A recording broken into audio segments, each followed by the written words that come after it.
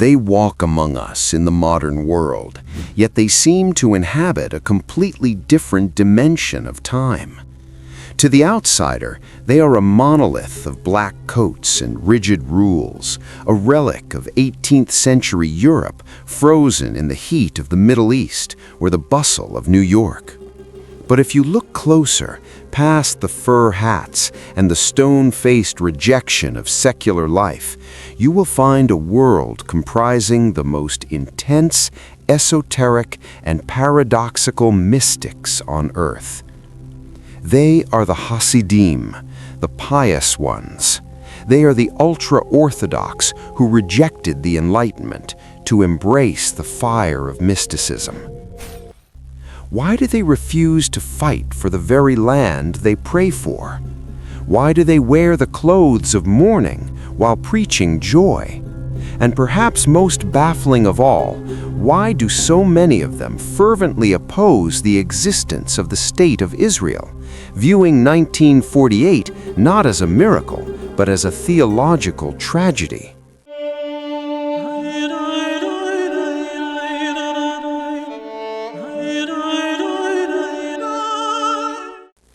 To truly understand them, we must analyze the ancient manuscripts that dictate their reality, from the legal rigidness of the Talmud to the metaphysical secrets of the Zohar.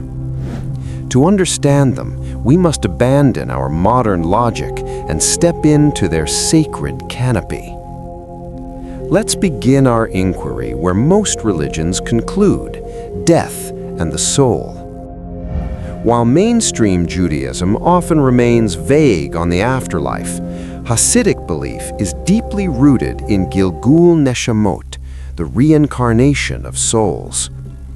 Unlike the linear Christian view of heaven or hell, the Hasidic masters, drawing from the Kabbalah, teach that a soul is a spark of the divine Ein Sof, the infinite. This spark is sent down to earth not once, but as many times as necessary to complete its tikkun, its rectification. This drives their unique social structure. They cling to a rebbe, a grand rabbi, not just as a leader, but as a general of souls.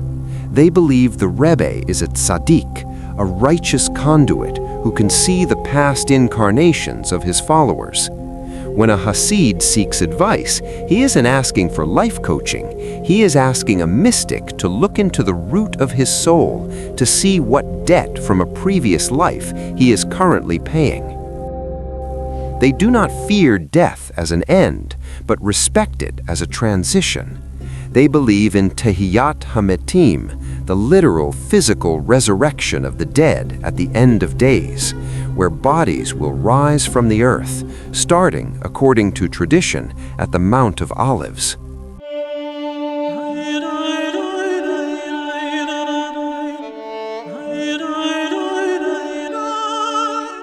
But until that resurrection, they must walk this earth, and they do so in a uniform that renders them instantly recognizable. Why the black suits? Why the long coats? It is often assumed this is merely mourning for the destruction of the ancient temple in Jerusalem. While true, the scholarly reality is more nuanced. The Baal Shem Tov, the 18th century founder of Hasidism, revolutionized Judaism by prioritizing emotion and humility over rigid intellectual elitism. The black clothing is a declaration of Hatznea Lechet, walking strictly and humbly. It is a uniform of separation. In a world obsessed with individualism and fashion, the Hasid erases his ego by dressing exactly like his father and his grandfather. The long coat, or rekel, creates a physical barrier between the upper body, the seat of the heart and mind, and the lower body, the seat of earthly desires. And the round fur hat, the shtreimel, is actually a garment of royalty, worn only on the Sabbath and holidays. It is a crown. They believe that on the Sabbath, an extra soul descends upon a Jew. To wear a baseball cap would be an insult to that incoming holiness. They wear the garb of 18th century Polish nobility to mock the nobility of that era, claiming that they, the servants of God, are the true kings. Yet this distinctiveness leads to their greatest conflict with the modern state, the army. In Israel, military service is mandatory. For the Ultra-Orthodox, it is anathema. This refusal enrages secular Israelis, but to the Hasid, it is a matter of spiritual survival. You might ask, is it not written in the Torah to defend oneself? Indeed, the Talmud in Tractate Sanhedrin states, "If someone comes to kill you, rise up and kill him first." There is even the concept of milchemet mitzvah, an obligatory war for survival. However, the Hasidic worldview operates on a different plane of defense. They believe in Torah magna umatzlah, that the study of Torah protects and saves. They view their yeshivas, study halls, not as libraries, but spiritual iron domes. In their eyes, a tank can only work if God wills it, and God only wills it if there are Jews studying His law. They refuse the IDF not just because of pacifism, but because the army is a melting pot designed to turn religious Jews into secular Israelis. To a Hasidic father, a son who dies in battle is a tragedy.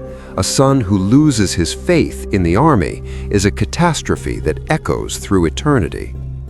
When enemies rise against them, their first instinct is not to grab a rifle, but to grab a psalm book.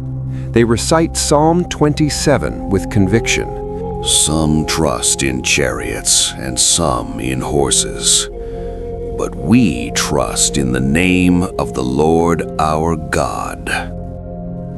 This brings us to the most controversial and often misunderstood aspect of their theology, Anti-Zionism.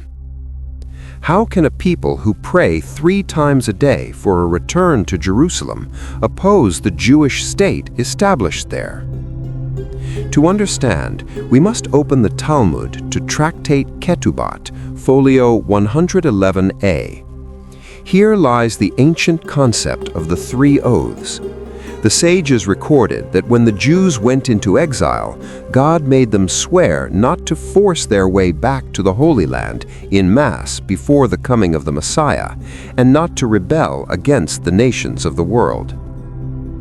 Groups like the Satmar Hasidim, one of the largest sects in the world, interpret the establishment of Israel in 1948 not as a redemption, but a violation of these oaths.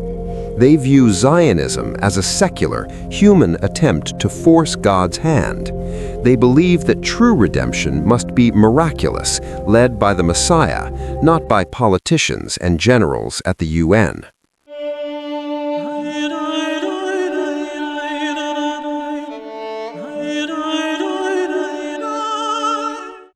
This informs their view on the current situation in Gaza and the West Bank. While they are deeply connected to the land, many anti-Zionist Hasidim argue that the state of Israel provokes the nations and endangers Jewish lives, violating the supreme commandment of pikuach nefesh, the saving of life. It is a shocking sight to the uninitiated. Ultra-Orthodox Jews meeting with leaders opposed to Israel. While extreme groups like Neturei Karta take this to the fringes, even mainstream Hasidim often believe that the secular state has inflamed anti-Semitism globally. Their deepest prophecy and desire is peace, but a peace achieved through divine intervention, where the wolf shall dwell with the lamb, not through military superiority.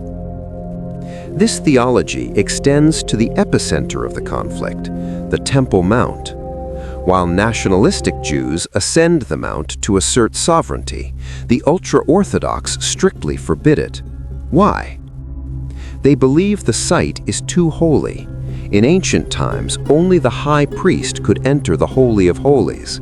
Since we are all currently considered ritually impure due to the lack of the red heifer ashes necessary for purification, stepping onto the mount is seen as a grave sin, like walking into a nuclear reactor without a suit. They wait for the Messiah to build the third temple.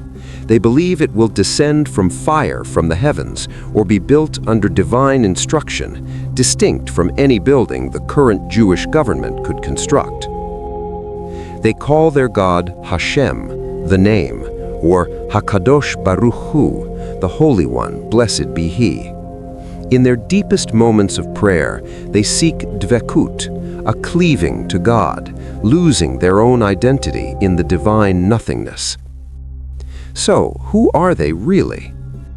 Originating from the devastated communities of Eastern Europe, they were nearly wiped out during the Holocaust. In 1945, scholars predicted the end of ultra-Orthodoxy. Yet today, they are the fastest-growing segment of the Jewish population, numbering over 1 million globally, centered in Jerusalem, Bnei Brak, and the suburbs of New York. They are the gatekeepers of a flame they believe sustains the universe. They wear black to remind us of the gravity of life. They reject the army to fight a spiritual war, and they reject the state to wait for the kingdom of heaven. Whether you view them as relics of the past or guardians of the future, their existence challenges the very assumptions of our modern life. They remind us that for some, the history of the world is not written by the victors of war, but by the whispers of prayer. Thanks for watching.